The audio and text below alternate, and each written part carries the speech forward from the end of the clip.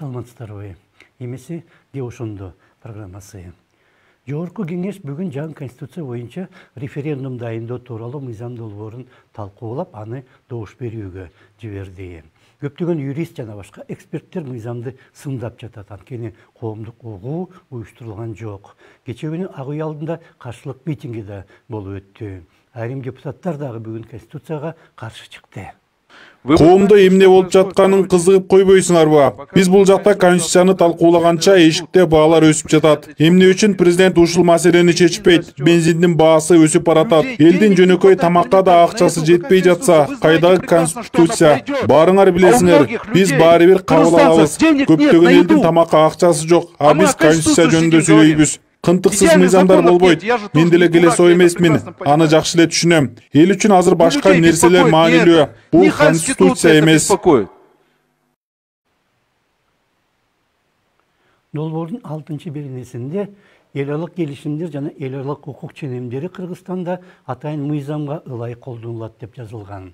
Демек кыргыз бийлиги алардын айрымдарын чектеп да коюшу мүмкүн. Бул бир гыйла кооптуу. Бирок жарандык коом өкүлдөрү менен кээ бир депутаттар президентке өтө эле көп укук берилип жатканына токтолууда. Кантип чимкирик болгондон тажабайсыңар? Жетишет го. Ишке киришпейлиби? Карабайсыңарбы, бийлик узурпацияланып жатат. Домкомдордон башканын баарын президент дайындайт экен. Жана домкомдорго да жетет го. Ушинтип бүткүл өлкөбүздү өлтүрүп жатпайбызбы? Жана Садыр Нуркожоевичти дагы өлтүрөсүңөр. Ушундай конституция менен.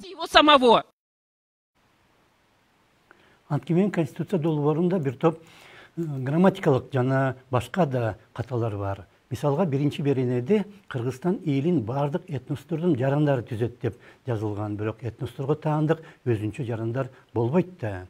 Талкууга катышкан баш прокурор Курманкул Зулушев болсо, конституция мурда өзгөртүлгөндө мындан да жаман нерселер болгон деди. Бул баш мыйзам көп талаш туудуруп атат. Талаш туудурган аябай жакшы пикирлер айтылыш керек. Ошондо коомго сиңет да булчу. 16-жылы баш мыйзамга өзгөртүү кирген десиңиздерде да. Мен да уш сиздердин катарыңыздарда депутат элем. Ошондо 20-жылга чейин баш мыйзам өзгөртүлбөйт деген норма турган билесиздер да. Бирок ошону карабай эле өзгөртүп, ал мыйзам 3 жылдан бери иштеп атпайбы? Жанар Акаев дагы бүгүн президентке өтө эле көп укук берилип жатканына токтолуп, силер ошончолук укук берилгени менен президент өзүнө ошончо жоопкерчилик дагы алып жатат дейсиңер. Бирок конституцияда андай жоопкерчилик тууралуу сөздөр жок деп билдирди. Анткени мен 89-берененин 5-пунктунда министрлер кабинети менен аткаруу бийлигинин иши үчүн президент жеке жоопту деп жазылган. Экинчиден, өкмөт жоопкерчиликти ким алат?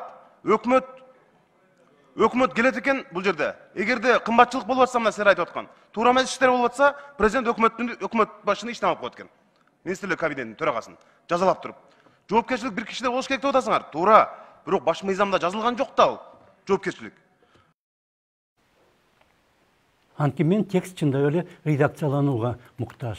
Мисалга, 10-беренеде эгер кайсы бир иш-чаралар адеп ахлактык баалуулуктарга же элдин коомдук аң сезимине каршы келсе, алар мыйзам менен чектелиши мүмкүн деп айтылат. Бирок андай коомдук аң сезим менен адептик баалуулуктарды ким жана кантип ченеп баалайт? Депутат Строкова болсо, президенттин эбегейсиз укуктары сот системасын таптакыр жок кылууда деди. Ага спикер жооп берди. Согласно сунушталып жаткан конституциянын талаптарына ылайык президент эч кандай кийлигише албайт. Ал жерде атайын ченем бар. Эгер ал кийлигишсе, кызматтан алынгандан кийин парламентте же сот органдарынын ишине кийлигишкендиги үчүн мурдагы президент кылмыш жообуна тартылат. Окубайсыңарбы? Ачык эле жазылып турат. Черным по белому прописано. Эң кызыгы болсо, жаңы конституция боюнча президент 5 жылдык мөөнөткө 2 жолу шайлана алат. Бирок азыркы президент Садыр Жапаров 6 жылдык 1 мөөнөткө шайланып иштеп жатат. Ошондо саламатта калыңыздар.